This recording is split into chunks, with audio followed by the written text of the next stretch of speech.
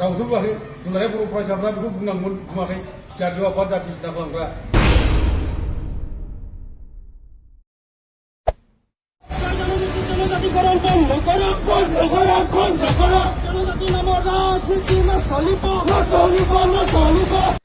खुलुमबाय रायजोफोर गिबिसिन थाराव फिथांखिब्ल इउट्यूब चेनेलनिफ्राय रायजो राजा बयनिसिमबो फुंबिलिनि गोजोननाय बावहरनाय जाबाय जायफ्रा सानफ्रोमबो खौरां खोनासंनो मोजां मोनो नोंथांमोननि थाखाय आं माखासे गोनांथार भिडिअसफोरखौहाय लानानै फैबावबाय रायजोफोर दिनैहाय आङो नैबे सासे मानसिनि थाखाय आङो हिन्दी भाषायावहाय एसे बुंनाय जागोन जायाब्ला आंखौहाय निमाहा होब्लानो जाबाय मानोना आं बर'सो आङो गुबुन भाषाखौहाय एसेबां शुद्धयै रोङा बेनिखायनो नोंथांमोना हिन्दी रायलायनायावहाय जायाखैब्ला नोंथांमोना आंखौ निमाहा हो मानोना आं बेखौ बुजायनो बुंहोनो यानिखि बुजिहोनो थाखायसो आं बे भाषाखौ रायलायनाय जागोन रायजोफोर नैथियाव जोंहा दावराव देख्रेब आयंआ गोदान माखासे बाथ्रा भिडिअ लाबोनाय जोङो नुनो मोनदों नोंथांमोनाबो हयथ' नुखाबाय अब्लाबो नोंथांमोननो ससे दिन्थिनानै होनाय जागोन आरो बिनि सायाव आं बुंनाय जागोन थामथियावहाय बाक्सा सालबारियावहाय दिगन्त गयारिनि माखासे लाइजामनि सायाव जों आरोबाव फंनैसो बेखेवबावगोन जोबनायावहाय चिरांनि बेंटलावहाय माखासे मेम्बार सेलायलायनाय माखासे जोङो नुनो मोनदों बेखौ नोंथांमोना नायब्लानो जाबाय फै अब्ला जों नैबे सासे हारसानि यानिखि सावथालनि मोनसे बुंनाय रावफोरखौहाय एसे ससियेल मिडियायाव होख्रावनायखौ खोनासंनि रायजोफोर बोडोलैंड होना चाहिए टिप्रालैंड होना चाहिए गोरखालैंड होना चाहिए कार्बी आंगलोंग होना चाहिए दिमासा हासाओं को भी अपना सबे को यदि लैंड पाबेन तो हम आदिवासी लैंड लगी भाई हाँ हांदे तो कौन आदिवासी लैंड आदिवासी लैंड लगी बोले कौन दाबी ना सरकार का कोई नहीं हाँ ओदे यदि सरकार यदि भाग भाग सबे को यदि लैंड खोजे यदि आंदोलन करे निकले तो हांदरो के लैंड लगी हांदर आदिवासी लैंड लगी डायरेक्ट बात तो सबकार नाम धरले कि हांदर नाम केने ना टिपले हाँ हाँ सबकार जात के नाम बोलले सबे को लैंड लगी सबकार लैंड लगी हाँ बेंगोली लैंड लगी अमुक लैंड लगी तो आदिवासी के नाम हिया के ना लिखा तो हांदरो के लैंड लगी भाई आदिवासी लैंड भी लगी डायरेक्ट आसाम में वैसे आसाम भाग भाग डायरेक्ट हाँ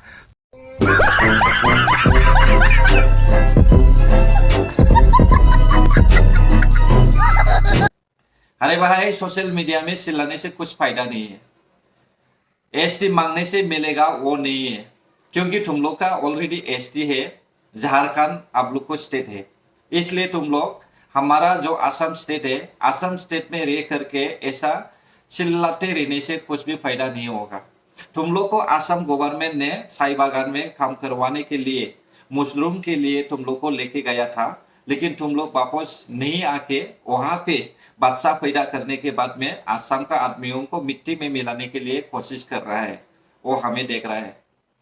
जितना भी तुम लोग सोशल मीडिया में चिल्लाओ जितना भी सोशल मीडिया में मांगो फिर भी तुम लोग एसटी नहीं मिल पाएगा क्योंकि एसटी दोबारा जन्म नहीं होता है पहले तुम लोग एसटी हो चुका है स्टेट भी बन चुका है लेकिन हमारा आज तक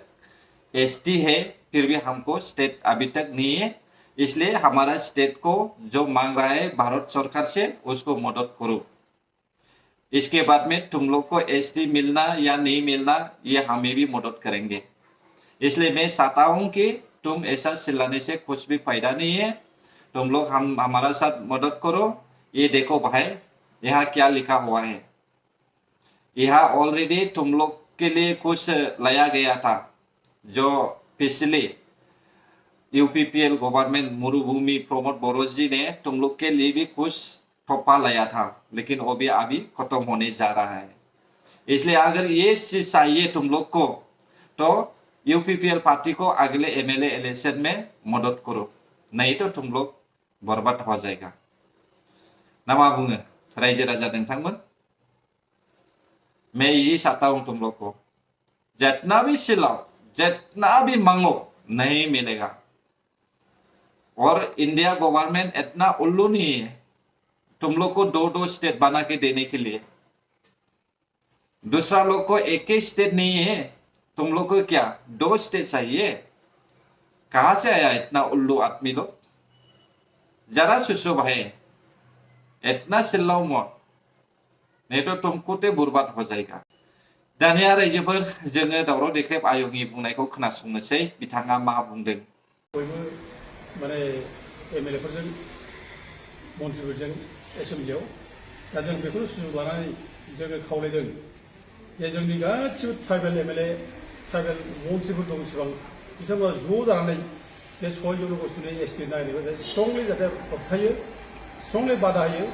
जों बेखौ जोंनि ट्राइबेल मन्थ्रि एमएलएखौ जों खावलायो दा बेनि सोमोन्दैबो आं पेपाराव लिरना हरबाय पेपाराव लिरनानै बेबो पेपाराव रोखा रोखा ओंखारनाय जाबाय बे पेपारा गुवाहाटीनिफ्राय ओंखारनाय बियो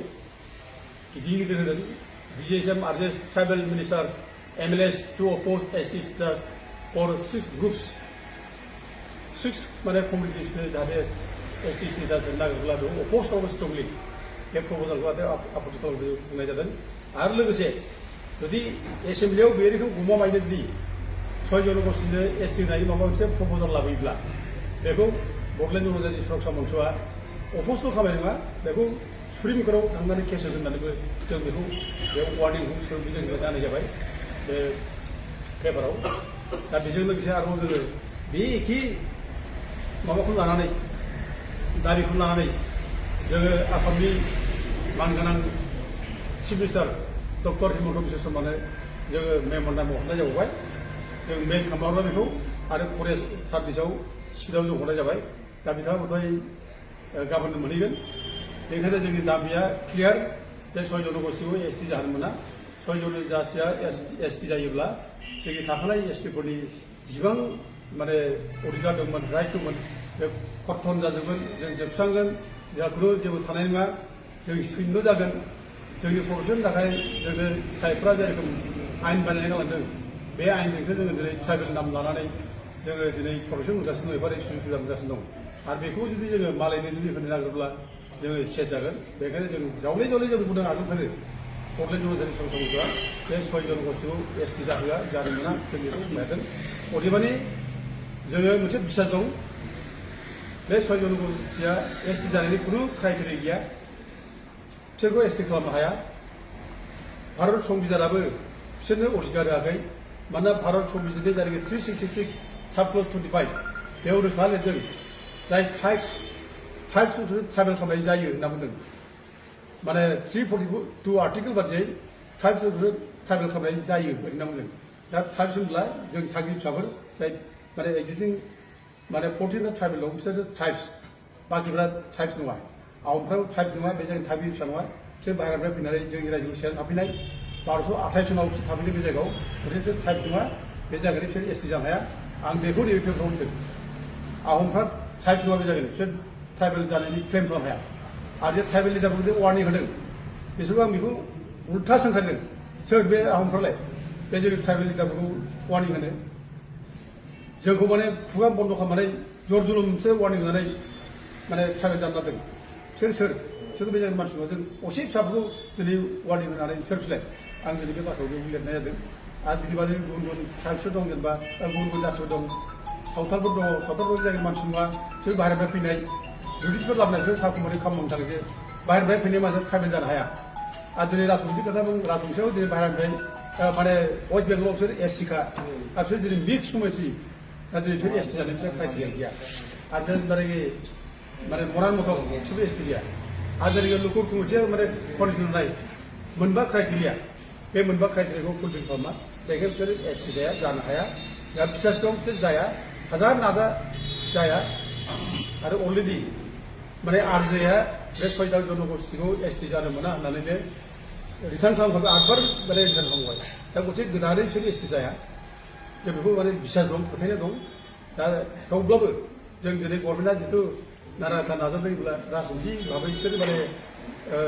जोंनि गेजेराव गुलाय गुजाय खालामनो नागिरनो हागौ बिसोरो दिनै 6 जन'गोष्ठीखौ ST खालामनो नागिरनानै जोंखौ गुलाय गुजाय जोंनि गेजेराव दावराव खालामनो नागिरनांगौ बेजों सोंखारलायनाय बायदिना दा गंसे जों बेखौ सुखुनो नाङा दा जोंना स्ट्रेट जों एल'मेल जानो नाङा बे 6 जन'गोष्ठीखौ होयोब्ला थाखानाय STआ फुरथि जानो नाङा होनलायनाय जोंनि दानि बर' आफादनि नेताफोर जों बे एकमत नङा जानो मोना ST जायोब्ला फुरथि जाखायो ST जायोब्ला बे खुनु केटेगरि माबा गैया ST खा दा गंसे बेबायदि सोरबा बुंदोंब्ला जों बेखौ केयार खालामा डन केयार जों खालामो दावराव देख्रेबखौ आं आयं बुङो आं खोनानाय मथेब्ला जोंनि आफादनिफ्रायबो देरसिन बेनिखायनो आङो आयं सोमोन्दो लिंदों रायजोफोर नाथाय सासे मानसिया आंखौ ससियेल मिडिया थ्रुयै कमेन्टआवहाय फोरमायदों नोङो गावनि बैसोखौ नाय बिथाङा आंखौहाय बेसेबां बोराय नुदों आं मिथिया नाथाय दावराव देख्रेब आयंआ आंनि आफानिफ्राय देरसिन बेखायनो आं आयं बुंदों रायजोफोर जेब्ला आं आदै बुंदोंमोन बै समाव सासे मानसिया आङो फोरमायनाय मथे आङो बेखौ आयं बुंनो गोनां जादों मानसिखौ नायनानैबो सोमोन्दो लिंनांगोन ना बांद्राय लिंद्रायाब्लाबो गाज्रि जागोन बेनिखायनो आङो बेखौ आयं बुङो बे समाव रायजोफोर नोंथांमोना खोनाबायना दावराव देख्रेब आयंआ मा बुंदों ससियेल मिडियायावहाय जोङो गोबांथार दावराव देख्रेब आयंमोनखौहाय सोंखारिदों मानोना बियो जोंनि बर' हारिनि हा हुदि रैखाथाय होनायावहाय खामानि मावग्रा मानसि बेनिखायनो जोङो बेखौहाय माब्लाबाबो पलिटिक्सजोंहाय सरजाबफानानै खामानि मावनाय पलिटिक्सनि थाखायनो एब्रेनानै थानाय बेखौ लुबैया दिनै जेरैबायदि दावराव देख्रेब आयंआ बाथ्रा बुंबायना बेयाव आं गोजोननाय दङ दा बेनिखायनो आंबो सानो जोंनि बर' हारिनि साफ्रोमबो लिडार्स बिपिएफआनो जा इउपिपिएलआनो जा एपिबिआनो जा बनसुआनो जा आबसुआनो जा बिजेपिआनो जा कंग्रेसआनो जा नैबे एसटिनि बेलायावहाय माब्लाबाबो फावसयनो नाङा आरो थाखानाय एसटिनि बाथ्राबो बुंनो नाङा आरो माबायदि होनांगौ बेखौबो बुंनो नाङा सिदा जोङो बुंनांगौ जों एसटि होनो हाया अब्लासो जों बर' हारिया स्ट्रं जागोन बैसोर बायदि मानसिया अब्लासो गिगोन मिथिबायना दा बेफोर बाथ्राखौहाय मोनथिसेयावबो सोरबाया थाखा फैसानि थाखाय गाद्दिनि थाखाय एसे साइड दाननानैहाय बाथ्रा बुंनो नागिरो जों बेखौहाय नुदों बेनिखायनो जोङो दुरबल जादों दिनै जोङो मिथिगौ सिसि ट'आ दङ ट्राइबेल सुरक्षा मन्च दङ हा हुनि बेलायावहाय बाथ्रा बुंनो थाखाय गसाइगाव कुसुगाव एरियायावहाय हा हुआ माइनरिटि सुबुंफोरजोंहाय बोख्लाबजागासिनो दङ रायजोफोर नाथाय बेखौहाय जोंहा दानि सोलिबाय थानाय सरकारा जेबो नोजोर होआखै यानिखि बिसोरो खाबुसो होगासिनो दङ बर' हारिनि अनगा गुबुन हारिखौहाय दा बेफोरखौ बुंनायावबो जोंहा माखासे मेलेमजिबि मानसिफ्रानो उल्थासो बुजियो नोंथांमोनाथ' नुखादोंना ससियेल मिडियायावहाय उल्थां फाल्थां बाथ्रा बुंनाय दा सोरबाया बुङो नोंलाय बेसेबां गोरों होननानैहाय आं एसेबां रोङा रायजोफोर आङो आंनि जाखिनि आं साननाय हनाय आंनि जाखिनि मोन्दांथि नलेज बेखौसो आङो रायजो राजानो शेयार खालामो दा बेसेखिनिखौनो माखासे मानसिफ्रा गाज्रि मोननानैहाय आंखौ गाज्रिबो कमेन्ट होयो आं एक्सेप्ट खालामो नाथाय रिप्लाइ होनांगौखौ आं होखायोखा रिप्लाइखौबो होगोन ना गाज्रिबो रिप्लाइ होगोन आङो बेबायदिसो आंनि साननाया रायजोफोर नाथाय आं रायजो राजाफोरनि सिगाङाव आंनि हारिखौ माब्लाबाबो आं खहा जाजानो लुबैया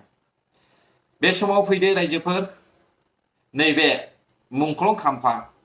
दा बे मुंख्लं खाम्फानि खोथाया ओरैबायदि जानानै दङ जों नोंथांमोनाथ' नैबे लाइजामखौ नुखाबायानो नङा होनब्ला दा दिगन्त गयारिया लिरनाय बे लाइजाम आरोना दा बिथाङा रायजो राजाफोरजोंहाय गोरोबज्लायनानै लिरदों ना गाव हारसिं गोसो जानानै लिरदों बिनि ससियेल मिडियायावथ' ओंखाराखै दा आं हास्थायो ससियेल मिडियायाव ओंखारगोन होननानैहाय दा नोंथांमोना बयबो मिथिगौ बागमारा ओमफ्राय मा होनना बुङो रिहाबारि आथियाबारि बिष्णुपारा बे जायगायावहाय जोंनि बर'नि मुंख्लंफोरनि मिउजियाम बानायनो नागिरदों मिउजियाम होननानै बुङोब्ला जारिमिनारि मोनसे न' दै रायजोफोर बे ओरैबायदि मोजां जागोन बेखौ बानायोब्ला गोजान गोजान देशनि मानसिफ्राबो फैनानै बेखौहाय बिजिरनानै नायगोन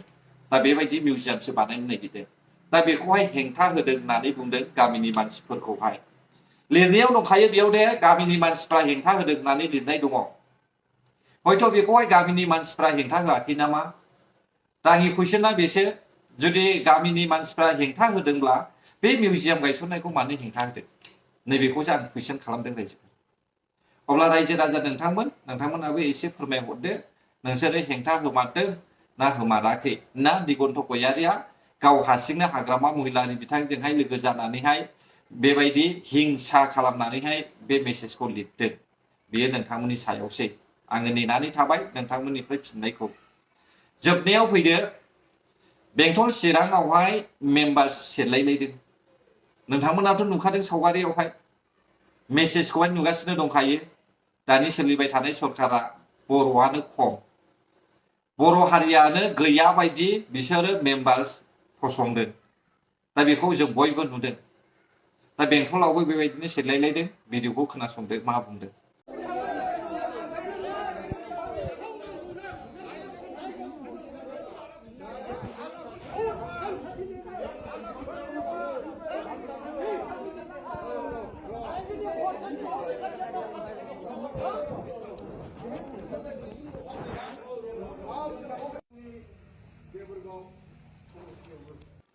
गोजोन्थों अब्ला रायजोफोर जायफ्रा भिडिअखौ जोबजासिम नायबाय बर' हारि जै जाथों जै बर' हारिनि